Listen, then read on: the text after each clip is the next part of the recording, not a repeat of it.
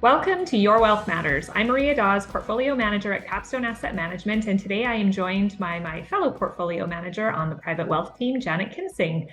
Today we're going to be talking about the importance of savings. It may seem like a pretty simple topic, but we're going to give you some of our thoughts, and hopefully this will stimulate some of your own thoughts regarding your perspective on savings. So things we're going to address include how much should we be saving, some ideas on how to save, and where should you be putting those savings. So Janet, why don't you start us off?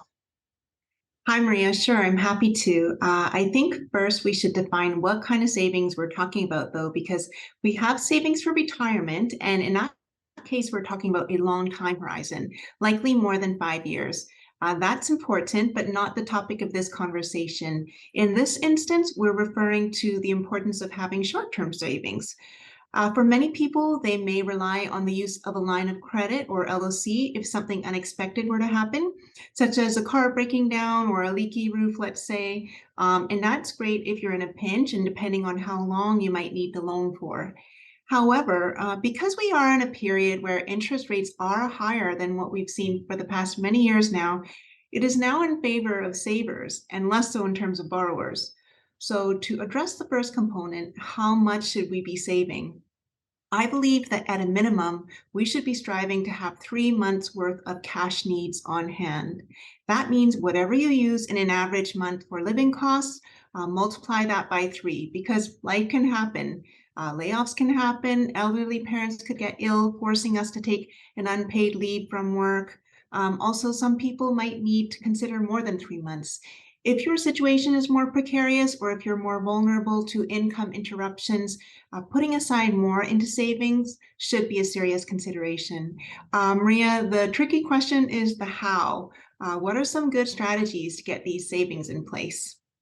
Yeah, so savings is not easy, I think, especially if you're a young family. And I don't think many can actually accomplish a 3 to 6 months of savings overnight. This is likely going to be a pretty long process. So my first suggestion is, I guess, pretty obvious, and this is to review your budget and to figure out what you can afford to put away each month. Well, actually, I guess the first step is actually to ensure that you have a budget in the first place. It's going to be hard to save if you don't have a comprehensive and realistic plan for your money each month. Even if you can set aside $100 a month into an emergency fund, then that is better than $0 a month. Every dollar put away is a dollar you won't need to borrow from somewhere else if something happens, and you need to access those funds quickly. Also, my strong recommendation is to have those funds come off your income right at the start. This is called paying yourself first. If you can set up your account so that the money comes off automatically and goes into a savings account, this is the most ideal way to do it. I suppose the last step to the savings process is to make sure your savings are growing. You don't want your cash to be eroded by inflation as much as possible, and this means you should be striving to earn some sort of interest along the way. My suggestion is that if you're not already utilizing your TFSA account, you should be considering this as an emergency savings vehicle since the growth will be tax-free. But while the tax situation is attractive, you also have to make sure that you can get money out when you need it, which means that you need some sort of liquidity in place. Janet, do you want to touch on this topic? Sure. So I agree that a TFSA is a great vehicle for savings, especially since most people don't have theirs fully topped up. And if you do, then excellent. There's your emergency savings right there. However, as Maria alluded to, we do need to see what is held within that vehicle. It's not going to be very useful if your car breaks down and you need to buy a new one and you look into the TFSA and it's full of GICs maturing in 2025. As an example. So ensuring that you have enough liquidity within your emergency savings is paramount. That means looking to a high interest savings account. And right now the rates are very compelling, so that's an added bonus. At Capstone, we have just launched a treasury fund whose rate will be around 4% plus in the current rate environment. And so that's another option with daily liquidity. Maria, question for you. If someone doesn't have a TFSA or they're just watching this now and they don't have any emergency savings other than what they've saved for retirement through an RSP, should they go ahead and liquidate that? This is going to be really dependent on the amount needed and whether or not this person has access to a line of credit.